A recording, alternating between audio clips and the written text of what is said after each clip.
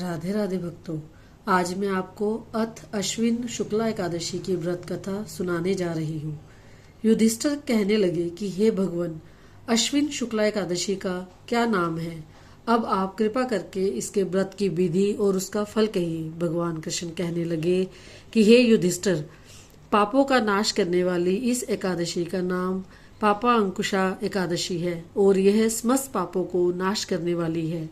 इस दिन मनुष्य को विधि पूर्वक भगवान पद्मनाभ की पूजा करनी चाहिए। यह एकादशी मनुष्य को मन वांछित फल देकर स्वर्ग को प्राप्त कराने वाली है। मनुष्य को बहुत दिनों तक कठोर तपस्या करने से जो फल मिलता है, वह फल भगवान गरुड़ ध्वज को नमस्कार करने से प्राप्त हो जाता है। जो मनुष्य अज्ञानवश अनेक पाप करते हैं परंतु हरि को नमस्कार करते हैं, वे नरक में नहीं जाते। विष्णु के नाम के कीर्तन मात्र से संसार के सब तीर्थों के पुण्य का फल मिल जाता है। जो मनुष्य शारंग धनुषधारी भगवान विष्णु की शरण में जाते हैं, उनको कभी भी यम यातना नहीं भोगनी पड़ती। जो मनुष्य वैष्णव होकर शिव की और शैव होकर विष्णु की निंदा करते हैं, वे अवश्य नरकवासी होते हैं। सहस्त्रों वाजपेयी और अश्वमेघ यज्ञों से जो फल प्राप्त होता है, वह एकादशी के व्रत के 16वें भाग के बराबर भी नहीं होता। संसार में एकादशी के बराबर कोई पुण्य नहीं, इसके बराबर पवित्र तीनों लोकों में कुछ भी नहीं। इस एकादशी के व्रत के बराबर कोई व्रत नहीं। जब तक मनुष्य पद्मनाभ की एकादशी का व्रत नहीं करते हैं, तब तक ही उनकी देह में पाप वास कर सकते हैं। यह एकादशी स्वर्ग, मोक्ष, आरोग्यता, सुंदर स्त्री तथा अन्न और धन की देने वाली है। एकादशी के व्रत के बराबर गंगा, गया, काशी, कुरुक्षेत्र और पुष्कर भी पुण्यवान नहीं है। हरिवासर तथा एकादशी का व्रत करने और जागरण करने से सहज ही में मनुष्य विष्णु पद को प्राप्त होता है।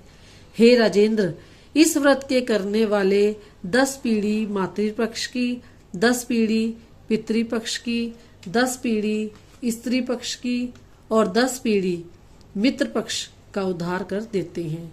वह दिव्य देह धारण कर चतुर्भुज रूप हो, पीताम्बर पहने और हाथ में माला लेकर गरुड़ पर चढ़कर विष्णु लोक को जाते हैं। हे नपोत्तम, बाल्यावस्था, युवावस्था और वृद्धावस्था में इस व्रत को करने से पापी मनुष्य भी दुर्गति को प्राप्त ना होकर सदगति को प्राप्त होता है।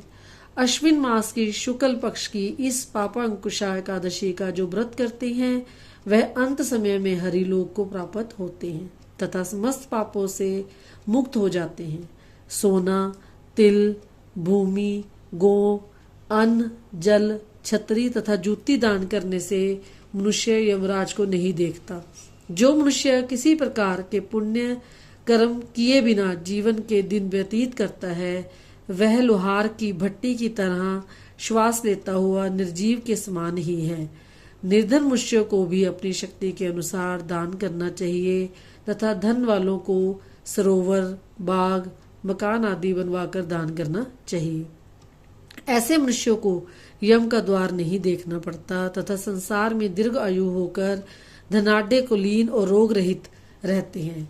हे राजन, जो आपने मुझसे पूछा वह सब मैंने आपको बतलाया है। इस तरह एकादशी की व्रत कथा समाप्त हुई। बोलो विष्णु भगवान की जय। हे विष्णु भगवान आपका कल्याण करे, आपको सुख दे, समृद्धि दे, धन दे और आरोग्यता दे। बोलो विष्णु भगवान की जय। राधे राधे।